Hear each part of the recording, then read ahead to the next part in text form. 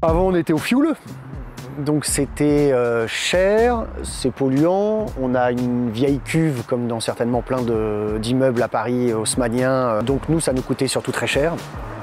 Et puis après, dans les solutions qu'on a choisies, on a regardé évidemment le gaz, mais le gaz, normalement dans la loi énergie, c'est pas conseillé. Ils veulent nous faire mettre des pompes à chaleur, mais sauf que pour un immeuble, où est-ce qu'on les met? S'il s'agit d'installer des grosses unités, c'est compliqué. Sur les toits, les gens qui ont la jouissance du toit, ils en veulent pas. Ça peut faire quand même un peu de bruit.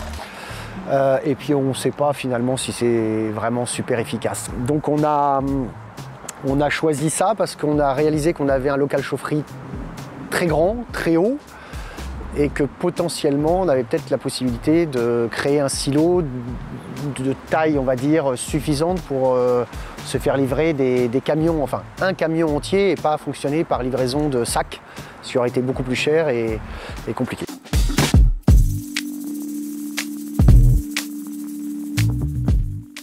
Nous avions donc ici dans la résidence 2 chaudières fuel, une chaudière fuel qui gérait toute la partie chauffage et une deuxième chaudière fuel qui gérait toute la partie eau chaude. L'objectif était de diminuer d'à peu près 50% la facture énergétique, donc il a été choisi de mettre 2 chaudières EcoPK 70, l'une en relève de l'autre.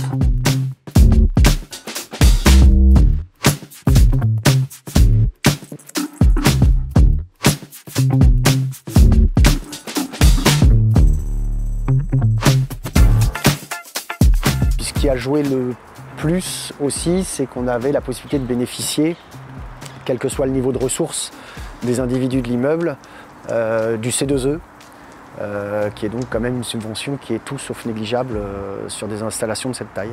Et si on avait été passé au gaz, on n'aurait pas eu d'aide, ou peu, ou très peu, voire pas. Aux pompes à chaleur pareil, donc en fait c'était tout bénef. Et puis il y avait aussi surtout la particularité qu'on sait aujourd'hui que sur les très bonnes installations de bois, donc il faut prendre les bons fabricants. C'est des installations qui peuvent durer 20-30 ans sans problème.